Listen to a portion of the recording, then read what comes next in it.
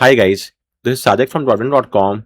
In this video, we'll show you how to flash the Restless ROM on any Android phone. This is based on the Graphene OS, so there might not be any Google apps or GMS. With that said, we should be able to install those apps from the Graphene store or the Restless store. Let's see what is the case, and also take a backup of all the phone data.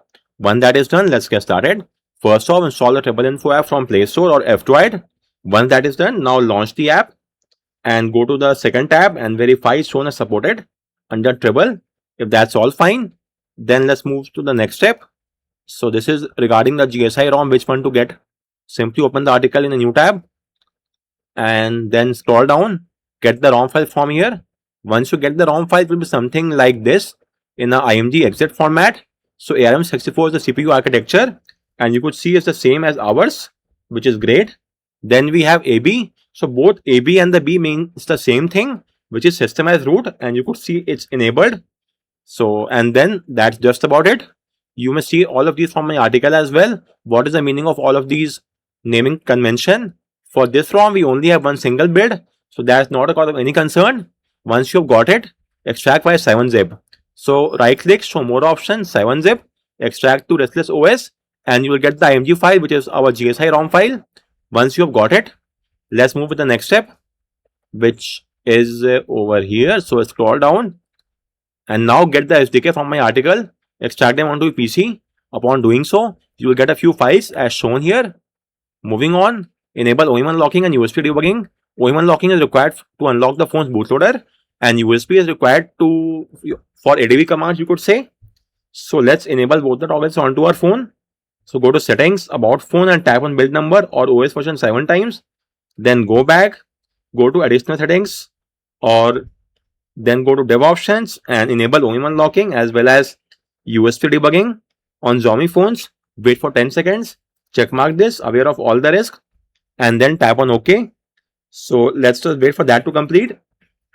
Now tap on OK, then again tap on OK, and let's first verify if the debugging is enabled or not. So just open the CMD window inside the folder of platform tools, type in the command of ADB devices, and you should now see the ID, serial ID. If that's all fine, then let's move ahead with the next step. Now you have to unlock the phone's bootloader. Depending on the phone, the process will vary. For the Nothing, Pixel, and the OnePlus, you just have to use a command, forward flashing unlock. For the Xiaomi phones, you may use the script, Python script.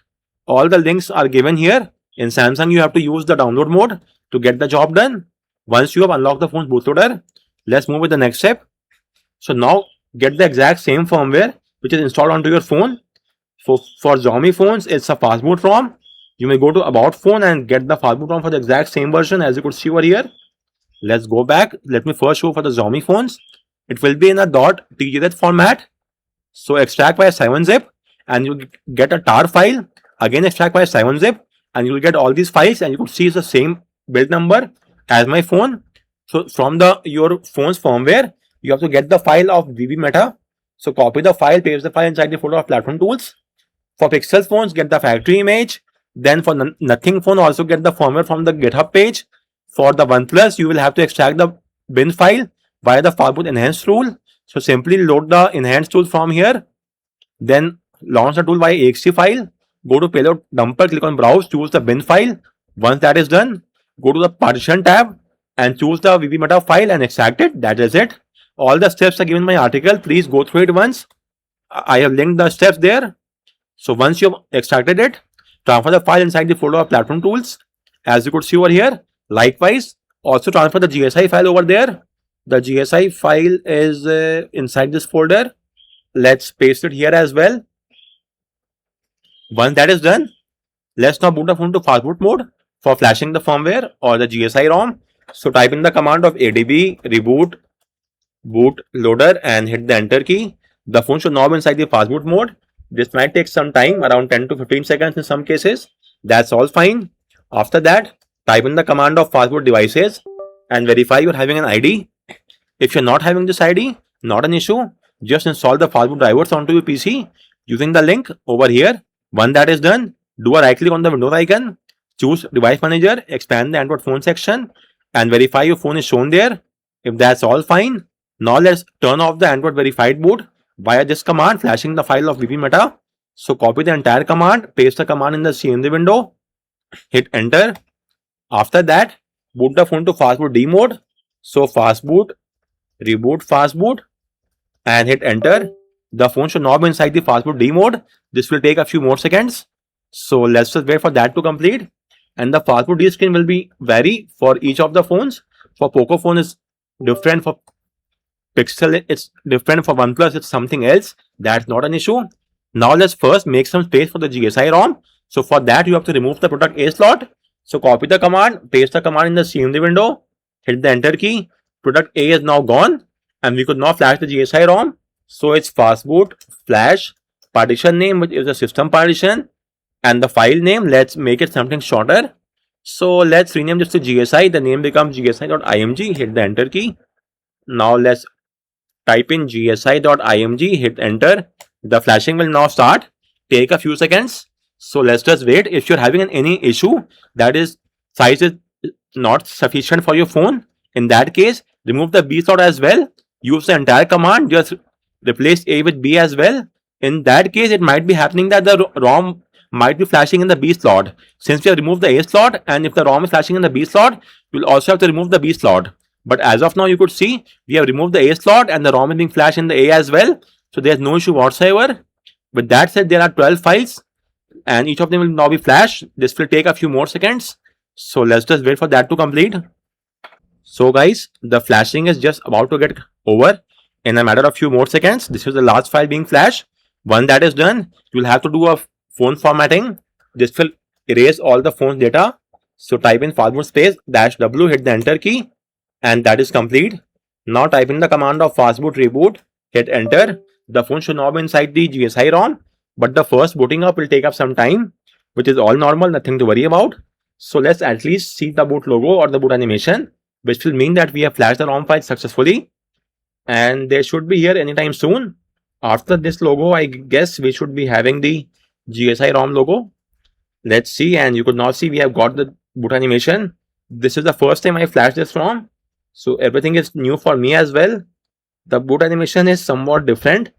Anyways, let's just wait for it to boot up, and with this the booting should now be done. So let's get started with the process. Restless GSI ROM OS. Well, there was no setup screen because we don't have any GMS Google app packages, and it is in fact, yes, this is the Graphene OS based only. This is the App Store. We will see what all we can install from the App Store, the GMS Google Play Service, Play Store or not. First, let's see what all else is there. This is the resizing of the tiles, can be done from here if required. Let's make it like this. Add any other as well for the sake of reference. Well, I need to add, we cannot drag it. Okay, we can drag it. That is it. Hit the back key. Then in the settings menu, you have a few tweaks, and which are as follows. In the display section, always on display is a must for me. Screen timeout, dark theme can be enabled. Pure black is there or not? Okay, pure black is not there, not a cause of any concern. Auto rotate screen is there. Screensaver, let's skip that. Wallpaper and style section is over here. Any wallpaper? No, we don't have any wallpaper. It's just a pure black, similar to how we get in the Graphene OS. Okay, it has just a single clock, which you can change its width from here. Change the color, choose any color of your choice, or the wallpaper color. Change its size, small or larger. Once done, hit the apply button. Then let's see the colors over here. The theming engine, this one looks nice. You may also choose from here or any other color from this section, from this page. For now, the wallpaper colors, this is fine. Subtle color, this is looks nice. Icons, 7-sided, let's choose this. Themed icons can be enabled. This is looking much better than the original icons, so let's choose this only. Hit the apply button. Layout 5x5 is the one which I use always. Thankfully that is there. Then apart from that, in the system section, what all we have: gestures, double press power button, navigation mode, 3 button. Okay, there is no CTS, circle to search is not there, but our workaround might help us. I will link the article regarding the workaround. Then we have the triple droid settings over here. Qualcomm features, these are advanced level tweaks. Double tap to wake should be here, it's missing. Those features, hardening. I don't know what this is. Miscellaneous tweaks. Only enable these if you know what you are doing, or else they might lead to some issues. So set status bar padding, force FPS. If the display is not working, you may choose this one. 120. Okay, this is the fourth one, and then this will fix all the display issues. Dynamic FPS can be used as well depending on the screen content. Restart system UI requires a root. I don't know why that's the case. Force allow AOD always. So we have all the tweaks over here. For the Gcam, you may enable this, cannot do API. And we have some advanced level tweaks over here, which should only be used if required, necessary. IMS features are required to enable 4G and 5G. If they are not working, you may first off install the IMS APK, request IMS network, force this as well. Then type in *# info ##, go to phone info, and from there choose LTE or NRLT depending on your choice.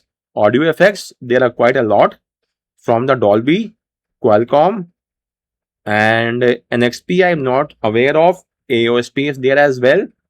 So choose any one of your choice. Let's start with the Dolby only because they are one of the most famous and best in this domain.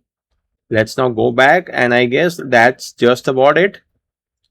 What all is there in the home settings? Okay, just two options. So it's a bare bone ROM with just a few features. With that said, let's now connect to Wi-Fi and let's see if we are able to access the App Store and then install a few apps. By few apps, I mean first off Google Play service and then the Google Play Store. So let's install both these apps onto our phone. So the Wi-Fi is now established, connection is there, App Store, and you have all these apps over here. Google Play service is the first one. Please first install the Play service and then only, okay, once you install the Play service, the GMS core and the Play Store are also being installed, which is great. So, but first, the Google Play service will be installed onto your phone, and after that, these two will start. This might take some time. So let's just wait for that to complete. So in the Graphene OS, the Google Play Store Play service, in fact, all the GMS runs in a sandbox environment, meaning they don't have high level access as compared to all the other ROMs. It will act just as a normal app with only the normal access and no high level special access on your phone. So from the privacy point of view, this is great. So guys, it took some time, but now it's up and running as you could see. Let's launch the Play Store. And okay, you need to sign in, which is obvious. Let me just try this out as well. So guys, the login is now done. As you could see, we are having this permission required because they don't have any high level access or permissions. So you may give it or do cancel. Choice is yours, not now. And we could now install the apps from here if required.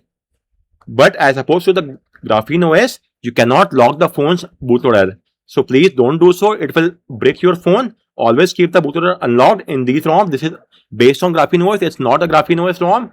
So that might be a risk. So please don't do so. So guys, that's just about it. If you have any query with regard to any of the steps, let me know in the comment section. And thank you for watching the video.